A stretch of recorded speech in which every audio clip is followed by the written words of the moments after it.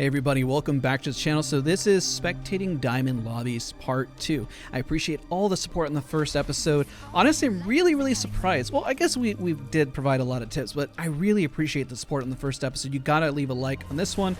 Again, what we're gonna do, it's very difficult for us to just solo queue because there is no fills. I know somebody asked that question.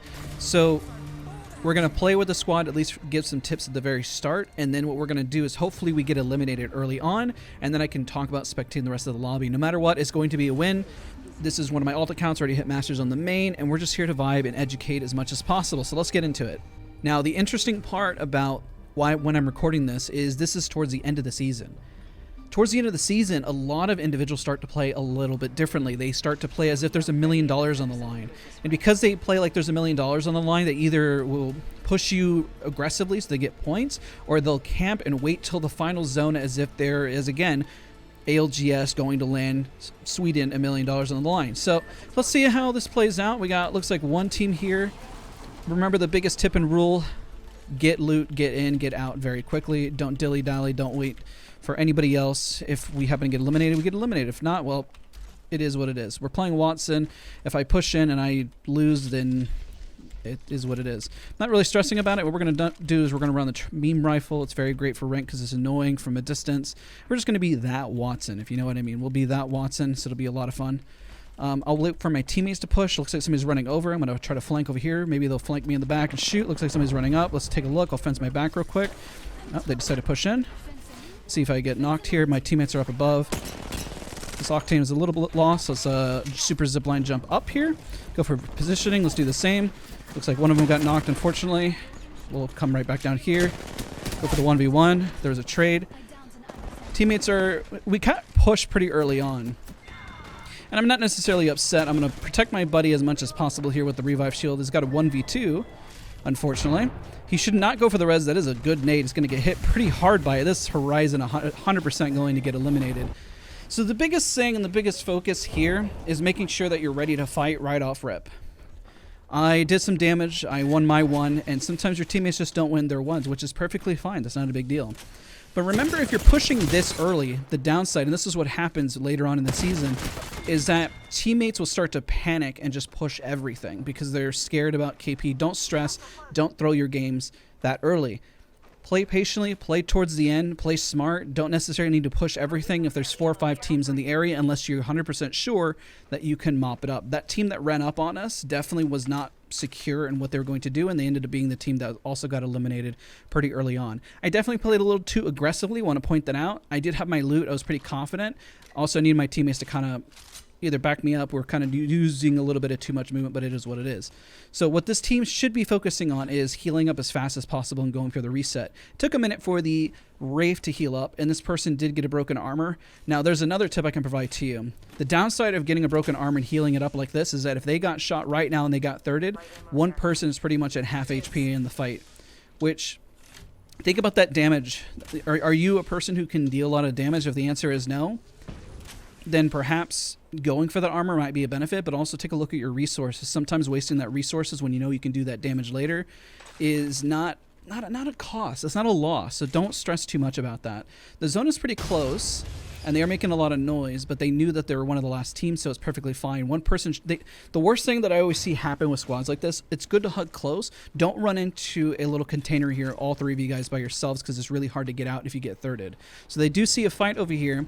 They know that they mopped up a majority on the map on the north side here, so they know that this could be an isolated fight. So what they're going to do, the smart thing would be to engage on this as fast as possible. So unfortunately they got scanned out. They were getting greedy with the loot. Don't get too greedy with your loot. If you got a strong loadout, don't keep hitting bins unless you know you have bad resources, you don't have enough heals. So that goes to my prior point about the armor situation. If you don't have the resources, don't heal up a broken armor all the way down from pretty much broken, especially when you know that you can get it back with resources, because now they're late to this fight and it just costs you. Every little second really matters, and that's one of my videos that I posted and the best advice I can provide. Right now their positioning is actually pretty good as a squad right now, but they're kind of the good focus fire by the team right there. They need to focus fire the one in the back.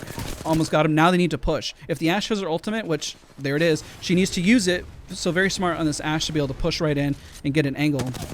So they got 2 down. They should go for the cleanup here. If you get cracks, that's when you use your utility. The Wraith should be pretty quick just in case. So going for griefs is not a bad thing for resets and make sure revives don't happen, but make sure that you know where the other teams are located, just to make sure. So solid spray, good on this Ashe for becoming the new kill leader and mopping it up. So they very much are in comms. If you notice, focus fire is a big tip and something that I don't see a lot said in a lot of videos. Spreading out damage is not necessarily a good thing. I can't believe they don't see this. Sorry, it's like this is why you don't dilly-dally on loot. That just getting run up on is like the worst possible thing. Nobody's watching. If nobody's watching, this is what happens. And so it's never a good thing because now they're caught inside the building. I'll switch POV here and see who is managing to watch the angle. Valkyrie can definitely take high. The wide swing is also what can cost you a lot, but luckily had a charge rampage. Don't see that used too often, surprisingly, but it is incredibly effective. The downside there of wide swinging is that you're pretty much saying you're going to win your fight. And the reason she decided to wide swing on that fight is because the charge rampage.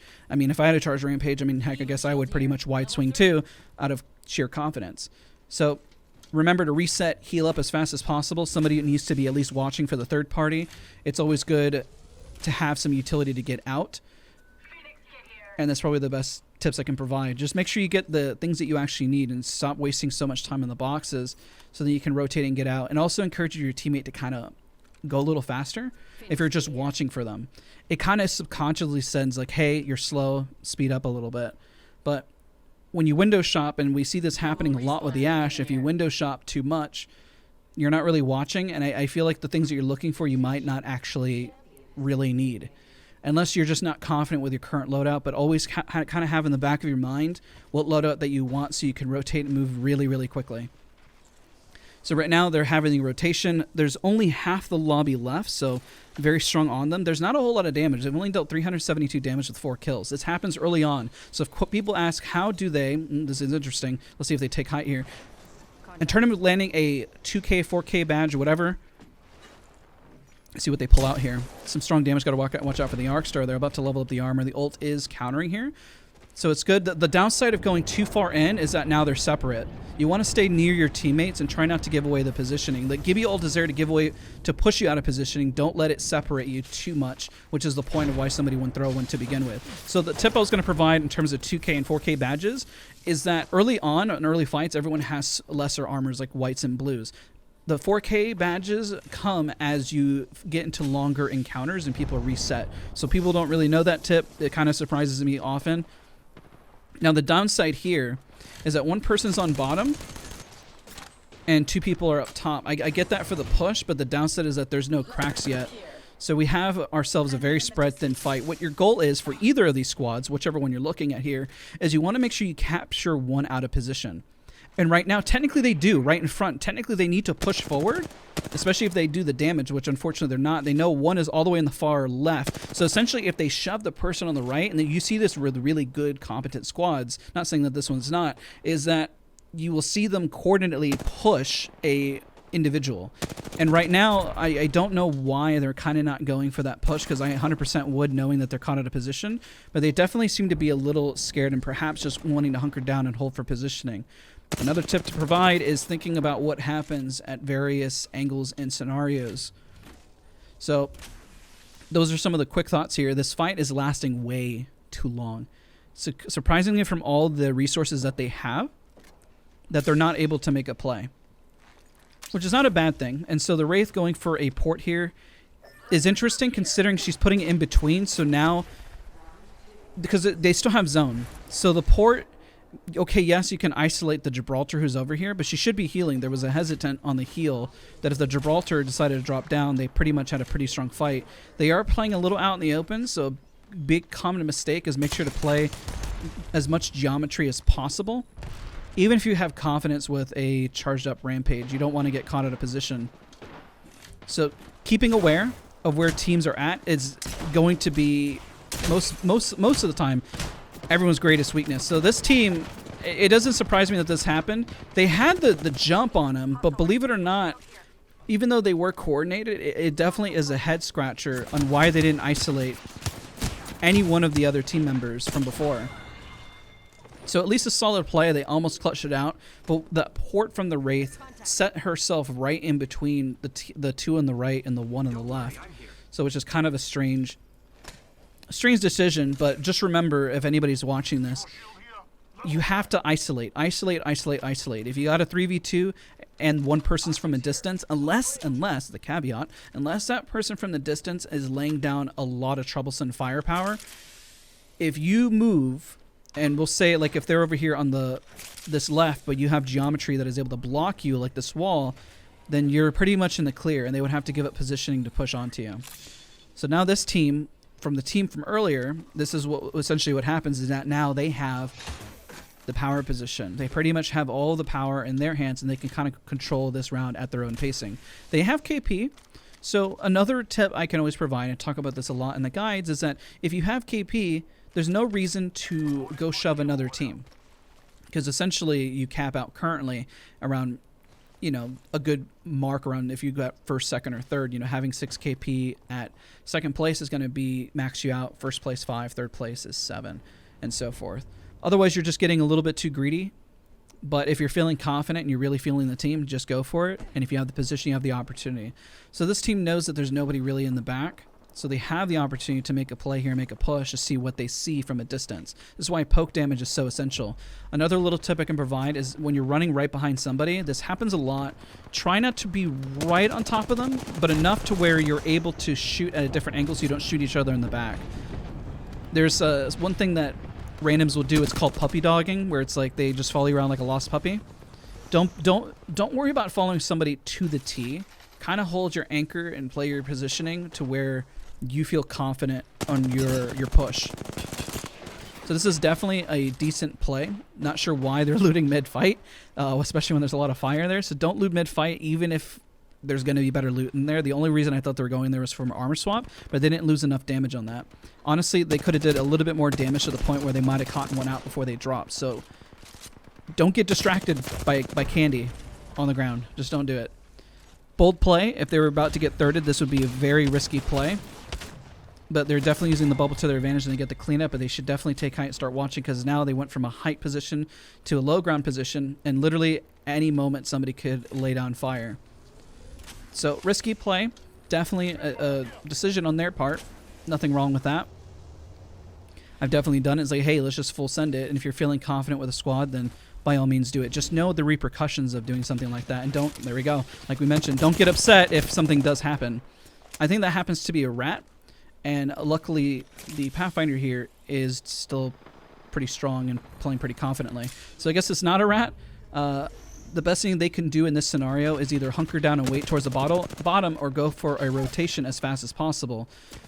So the downside here is that it does kind of grief them. The Gibraltar should already be bubble rezzing. If you're a Gibraltar, you need to focus your rezzes where the bubble has not gone out, and you should just bubble res to give the incentive for the team up above to drop down. But unfortunately, it doesn't use the bubble, which is going to be a little bit hurtful for the Pathfinder, because honestly, this Horizon could have shot at the Pathfinder crossing and could have knocked him again. So that's why you definitely want to use the bubble res. If you see a teammate go down, if you're Gibraltar, throw down your bubble, go for the bubble res. There's no reason to hesitate or wait on it. Ever, really. That's what it's there for. It's supposed to give you faster reset time. His teammate's in a bit of a pinch. Realistically, that Horizon they could have shoved over on the left, but they're choosing to go for height.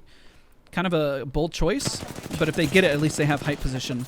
Another thing to do whenever you're taking these fights is careful, and there's the bubble is supposed to be used for the bubble forward, but unfortunately it kind of stopped the aggressive push.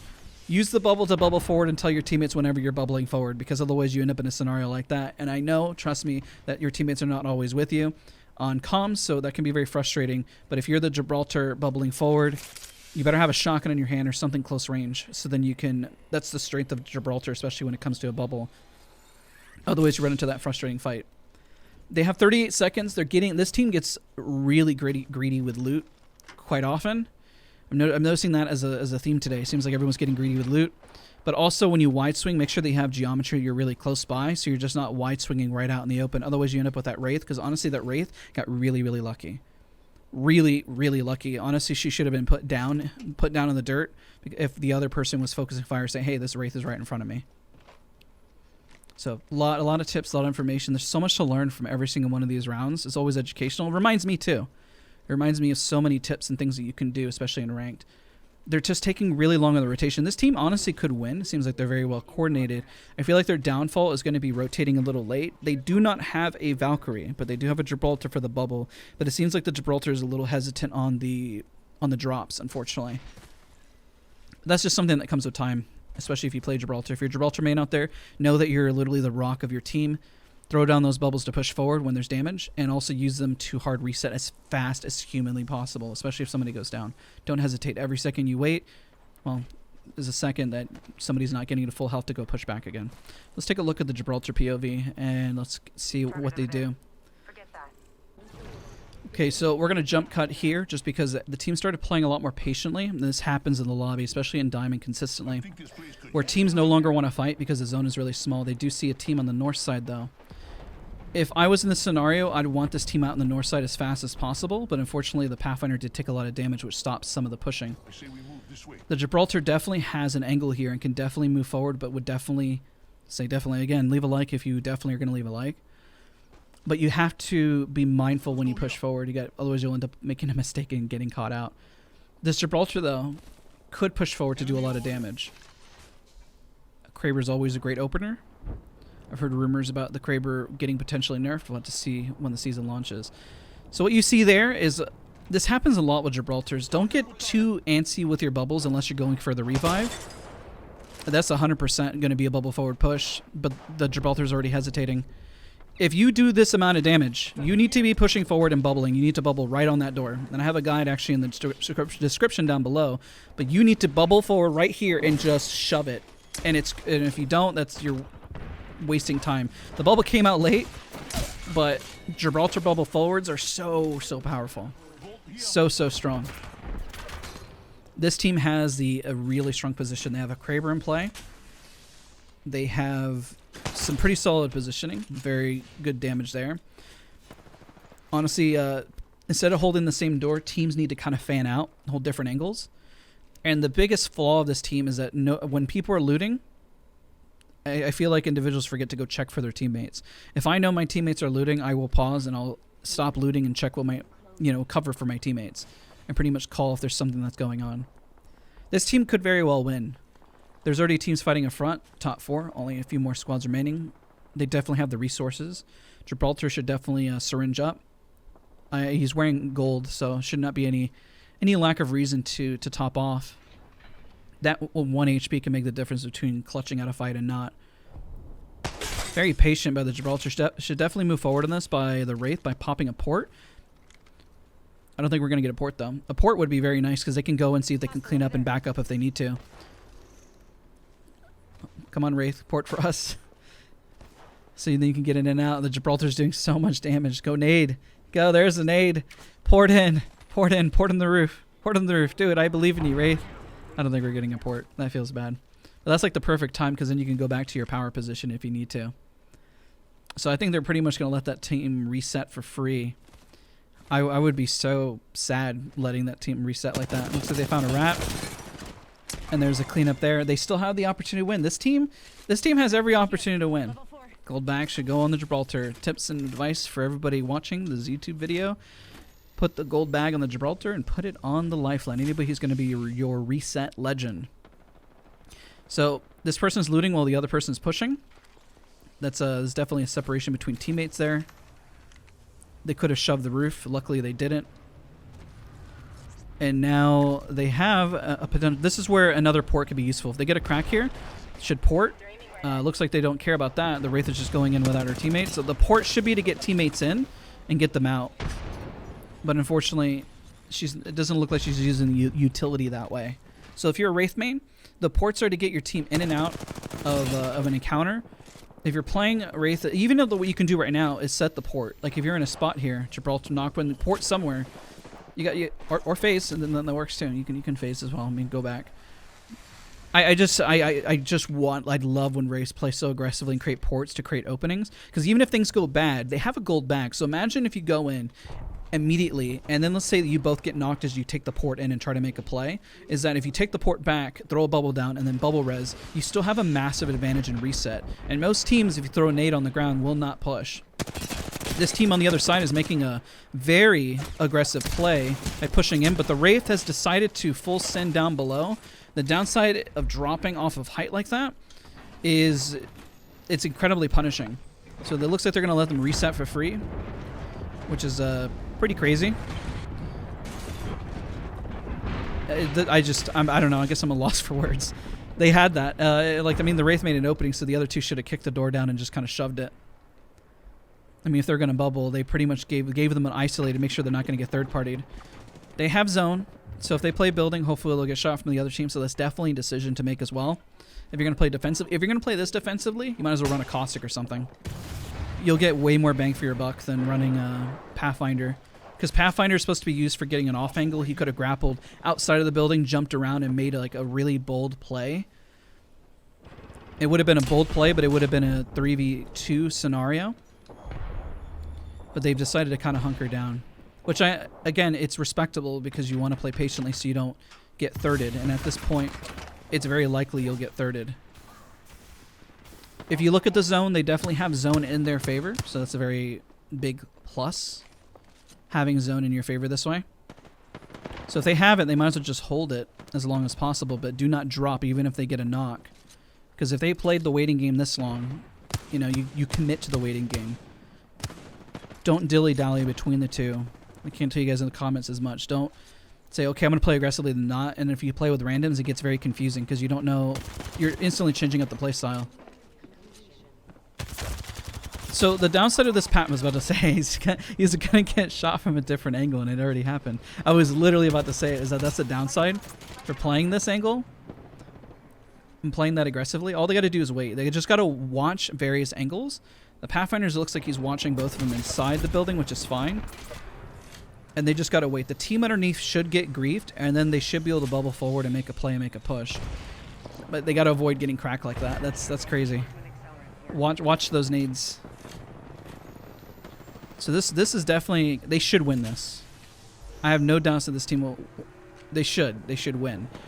Because the other team's about to get grief. The Gibraltar, though, needs to bubble forward and create positioning once he sees a few more knocks. He sees a knocks, you're going to have to push for... There it is. And then try to isolate them out. Good ult on the Gibraltar's part. Has to watch his angle, though.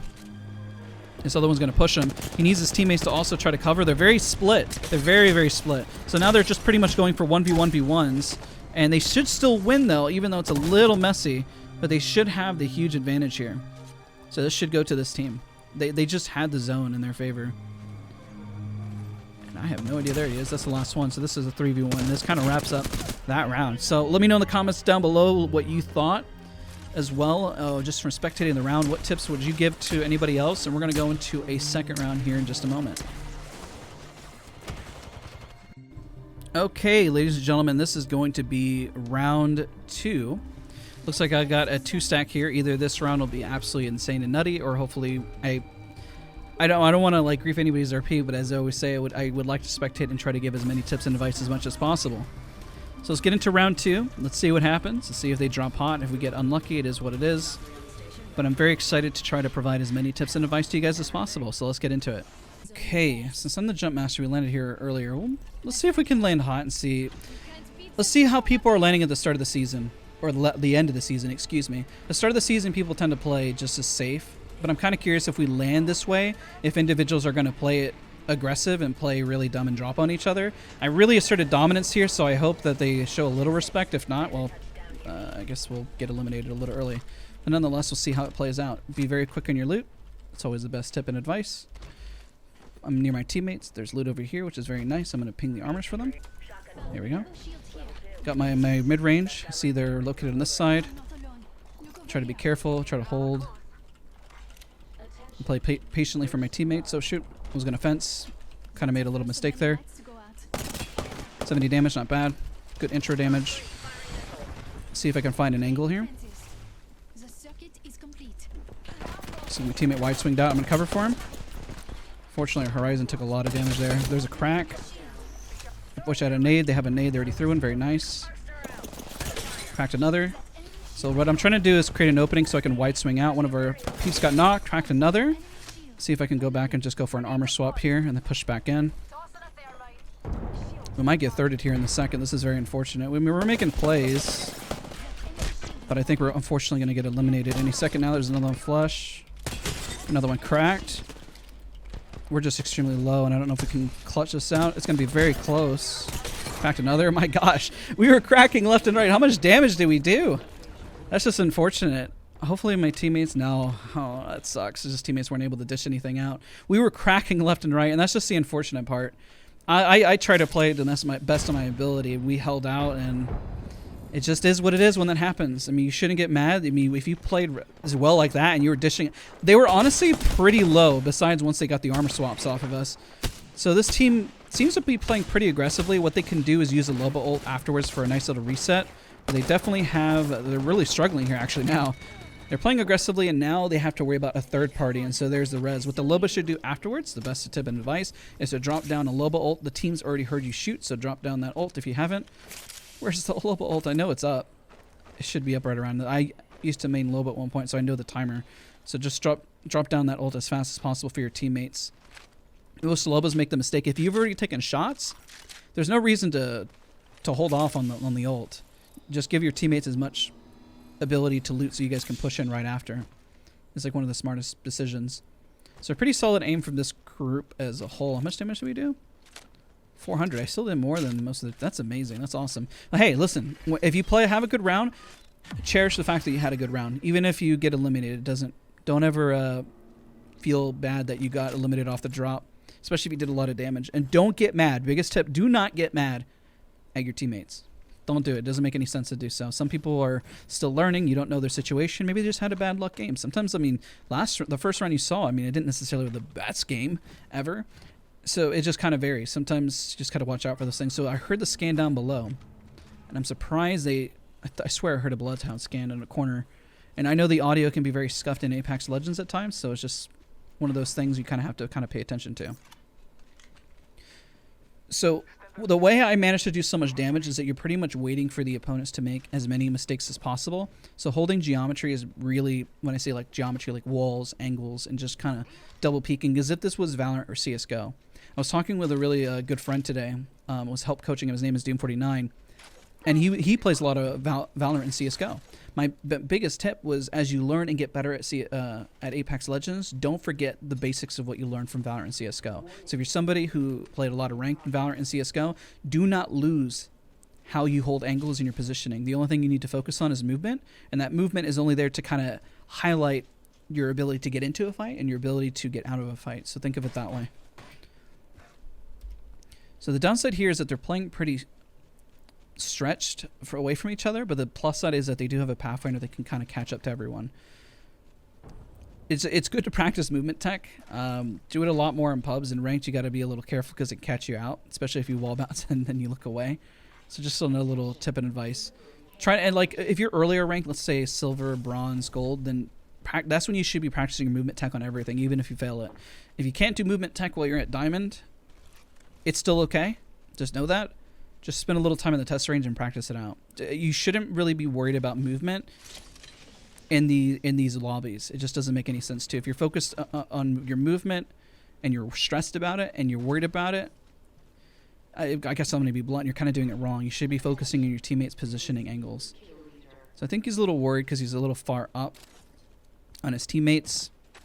Just kind of messing around, which can also get you eliminated pretty early on, so you just got to be careful. Okay, so we skipped ahead a little bit. So the Pathfinder jumped up on the roof and then kind of flew down. But the downside is that if you push in without your teammates, well, there's the ability to get your knocks. The downside is you're still a 2v2 or 2v3. So then you can't really make a solid push off of anything. So when you push, try to have your squad with you if you can. Try not to push too far without them unless you're just going to do some initial poke damage. I do that a lot to incentivize my teammates to push forward. But if you know that this is now an isolated fight, you should back up initially until you can make a play. So the Pathfinder's definitely holding at least a decent angle, making sure his head glitch is small, but he's got to watch out for that nade. This happens a lot. I'm surprised of how quickly people don't get out of nades, and they've 100% lost this encounter at this point. No matter how good this Loba is, and unless we're about to see some of the best gameplay I've ever seen in my whole entire life, I don't think that they're going to be able to clutch it out. Just because they've already made a little bit of a mistake there, and the team is going to come across. Ooh, they actually might. They actually might. They might wide swing it. This Loba could get it. I'll eat my own words. Shout out to this Loba. Come on, I believe in you. Play it patiently. Go for the reset if needed. I think that she definitely should have probably pushed the one on the right because the other one I think jumped down. But she has to make potentially a play here. And I don't know if she's going to be able to get it anymore. She kind of panicked there, ran into the pole. If you got your Q, now would be the beautiful time to throw it up. If you got it. Very close. Come on. Oh, she lost track of the Valkyrie. I can't believe this. Oh my gosh, that's a way to throw around right there. Oh my gosh, everybody has to comment. That's crazy. I don't even know what to think about that. Wow. Wow. Don't ever get a little too excited from your because you think you're gonna win. I can't believe how often that look at her troll her teammates like, do I get your banner? I wonder if they were talking smack to her. That would be actually very crazy. Is she really gonna hard grief her teammates like this? Wow, I think she's gonna let the banner run out. No shot. No shot, she is. Wow, what did we just witness? Wow. That's crazy. There must have been some crazy comms going on. But shout out to this Loba here. You deserve all the kudos for clutching that out, but that's kind of messed up. I would take the high road and ignore them and res them anyways, unless they were going above and beyond, like being horrible people. Then I can respect. But I don't know what was being said, but you guys got to comment. What do you think was being said here? Like, that's crazy. Kudos to this Loba for clutching it out. The other team, what happened is she just started trying to punch her. Like, this is the crazy part when people get, and this is Diamond. Keep in mind, chat, that this is Diamond that you're looking at right here. The massive mistakes that they make in terms of just pushing. Treat it as if you were facing a full squad. Just don't wide swing on everything. And don't take a fight just 1v1v1. And don't throw your games. And don't start punching somebody at the very end thinking that, you know, oh, I'm going to win this. I don't know what this Loba's going to do. This is crazy. I could have sworn she was going to grab those banners. This is a definition of a character of Loba. She is very vengeful. I mean, they're not even watching anymore. She can just go to zone. Go get your points. Go get your points. You earned it. You won. They were not watching. They left like 2 years ago. I don't know why she was just sitting there. Unless she was waiting because of the zone, which I guess that's fine. Because at least you can try to wait it out and rat it out. So if you're in the situation, you got 6 KP. If I was this Loba, I'd wait to the very end of the zone. I'd go find a rat spot, probably around broken relay around this area, and I just go wait. Because it's probably going to pull towards the north side because that's where the beacon is. This definitely won't pull towards the south side of capacitor. It's going to pull either broken or like somewhere out here in the open. You just kind of over time start to guess where the zone is going to pull. And those are just kind of hard guesses. But wow, I'm still kind of shocked of what we watched. There's a lot of mistakes that happen there. Do not be dumb and hard grief your games by just shoving an opponent, even though you got the advantage. Don't underestimate your opponent. Don't punch your opponent thinking that you're being cool. Unless you know for a fact that you have 100 HP and they're just whiffing that hard and you just want to flex on them. Because it is quite embarrassing whenever you do get eliminated like we just saw. And then 2 or 3, for the other teammates that were probably dogging on this poor Loba, gas up your teammates. Don't be toxic. And also don't be this Loba. Take the high ground and then just res them anyways. Or mute them. Unless they were saying some horrible stuff, then I guess I can just understand you just running to zone and just playing it out. She deserved the points. She's going to get a lot of points here. He or she, they're going to get a lot of points. So congrats and kudos to them. And she's playing exactly where I thought she might play too. She's Diamond 2, so she's got a couple days left before the split. I'm excited for new ranked. Let me know in the comments if you're excited for new ranked, because I know I 100% am. I think it's going to really highlight a lot more skill, and I'm just excited. I love the demotion aspect of it. I think it's going to make ranked a lot more enjoyable. And the tips that I'm providing, I think she sees them all the way over there. She's in a great spot here. She can just sit here and just wait for the rest of the game and not have to worry about anything and get your KP. If you have KP, just wait it out, especially if it's the end of the season. Why go run at anything, right? So what we're going to do next, I'm going to jump cut to the end of the round because I guarantee she's just going to sit here. So jump cut, nothing has happened. The Loba's just kind of ratting it out. She pinpointed where she wants to go. There's two different ways you can play by ratting, just ratting tips. You can hug the zone as it goes in, or you can sneak your way early. Sometimes it's better to wait for the end zone to kind of pull with you. One, it masks you the sound of your footsteps. And then two, they start to lose focus of you where you're coming from, and they'll pay attention to other people. So it's good to move when there's gunshots, when the zone is closing near you, or if you want to get there extra early. The extra early is probably the most riskiest part because people are already checking that area. Okay, we're watching the zone as it closes in. There's a squad over to the right. This Loba needs to get over this wall as fast as possible. Or she can grief, which she's definitely choosing to do so. But she needs to know now she's got a potential... It's going to be rough. This zone doesn't hurt as much as Zone 4. But definitely have to be careful. So top 6, really what Loba's looking for is top 5 for that massive game points. Just at least for the current rank system. Can't wait for the new ranked one specifically. This other team might take a bit of zone damage. Has to definitely watch the angles. Careful not to fall all the way down. Huge rat spot here. That is a game-winning spot right there. Easy top 5. Hopefully she gets around the corner. Careful not to fall. That's definitely right there. This is a great rat spot. When she looks at the zone of where she could potentially play, she would need to get there a little bit early, or she can hug the zone right around this angle. One of the two is going to definitely be a play. So now we're going into diamond ratting tips pretty much. This is like your guide to ratting.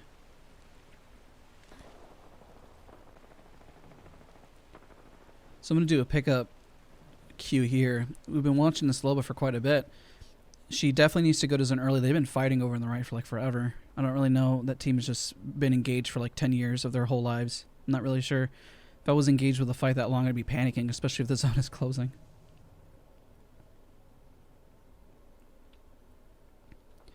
The best other tip I can provide is try to Sherlock Holmes the best you can. If you know there's a team fighting to the right, that's 2. You see someone in the balloon, that's another one. You see the team on the far left, that's another one. So you know all 5 teams are mostly in the front.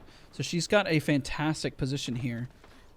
I guess she could definitely queue across. I didn't even know this existed. Who is this Loba? Why does she know all this stuff? Even I'm learning at this point. Wow, I didn't even know you could be all the way over here. That's insane. Oh, she's in zone. She's in zone. Please don't fall. Oh my word. That is crazy. I didn't even think you could play up here. I'm learning something new every day. So another tip, when you know you're in zone, and this Loba is very aware, you see whenever it starts blinking in the upper left, that means that you're in zone. Oh my god. Her Q should be able to launch all the way over there. Top 5. There we go. Plus 100. Congrats to this Loba, man. That's awesome. Clutched out. Your team didn't believe in you. And you're top 5 and you're stepping away with a ton of RP. That's awesome. Got to comment down below if you're proud of this Loba. I didn't even know you could get up here. Okay, so what this Loba has to do, I don't know if the Q can reach all the way over there. She needs to like essentially try to slide jump forward and throw the Q while it's midair and then tap it and then pray that she gets over. That is in zone once she's over there. And she's going to have to do it right when the zone is closing. This is crazy.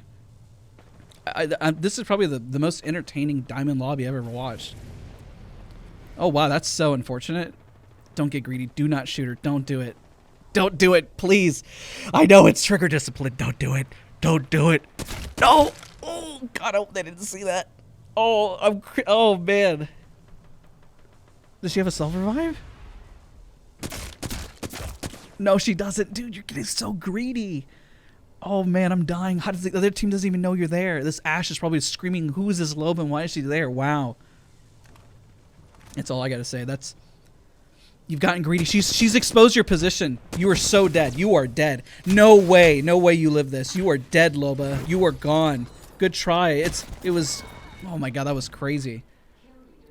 Honestly, if the Loba didn't get greedy there, it would have been just fine. I think they would have moved in by now. The greed got to them. Greed. And now this other Wraith who's solo queuing up a storm over here. Gosh, so this was a crazy diamond round. Who would have thought diamond rounds would be so entertaining? And I just nail biting just from the plays. I was just like, I'm literally screaming at the monitor not to get greedy, and the first thing to do is start getting greedy. This Wraith has a hard rotation in. There's 2v1 v3 3, so you know one team's at top, one team's on the left, and one team's in the center. She's not in zone here. I don't think she's aware of that. Remember the little blinking light tip on the upper left. She doesn't know the tip. She doesn't know. Or unless she's waiting. She definitely has her Q, so that's a plus. This is definitely a ballsy rotation here. Hey, look, it's a friendly neighborhood Wraith. Everybody gets one. This is such awkward positioning. But she is in zone, so that is a plus. It looks like her teammate stayed for her. Technically, if the other people would have stayed, even though they disconnected out of rage quitting, the Loba did get top 5, so they would have broken even. So they didn't need to leave. Like, there's no reason to leave, even if you have one teammate alive, unless you just want to hard throw your RP, you know? I don't know if this is a solo or not. Looks like the damage trade was not in the Wraith's favor, so she's deciding to port out to try to find some positioning. I think she's just going to portal dance at this point. She's just lost. And now, oh yeah, I guess it was a full squad. That's unfortunate. So we got a 3v2 v3. It's favoring this squad 100%. Do they have the damage? They kind of do. They kind of have some damage there. They need to just hold this positioning as best as possible. Because the zone is literally where you see where it's pulling right towards them. They have great positioning. The other teams both have to move. Why do they take low ground? That's crazy. They need to go to their teammate. That's a great way to hard throw. I see that all the time. If you guys have seen in my live stream talking about as a Valkyrie, the worst thing you can possibly do, it's that. Flying up in the air and using your Q. That's probably the worst thing you can possibly do. This team had literally game-winning spot right here. Literally game-winning spot.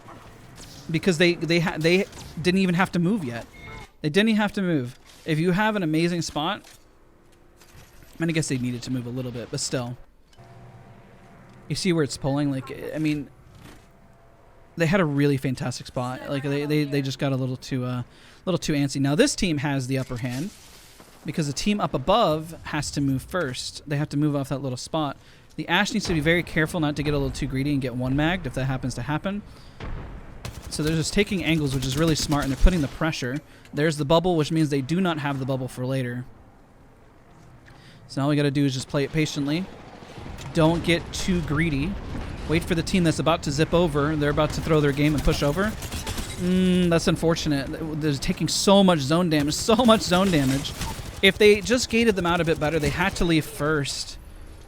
And now the team up above. Technically, this Bloodhound has a pretty decent advantage. This is a 1v1. Don't get greedy with the ammo. He's got to wait for him to drop.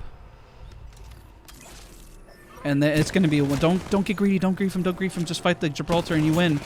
Oh, he's got a shotgun. He's fighting a Gibraltar with a shotgun. That is unfortunate. You're going to lose. That's unfortunate. Tough fight, tough round. If they just waited a little longer, especially since they got the knock, they kind of just gave it to them for free by letting them zip across. When they zipped across, they didn't have anything. This has been a really fun series. That was probably one of the most entertaining Diamond rounds that I've ever had the luxury of commentating over. Don't forget to leave a like, comment, and subscribe, and I'll see you guys on the next video.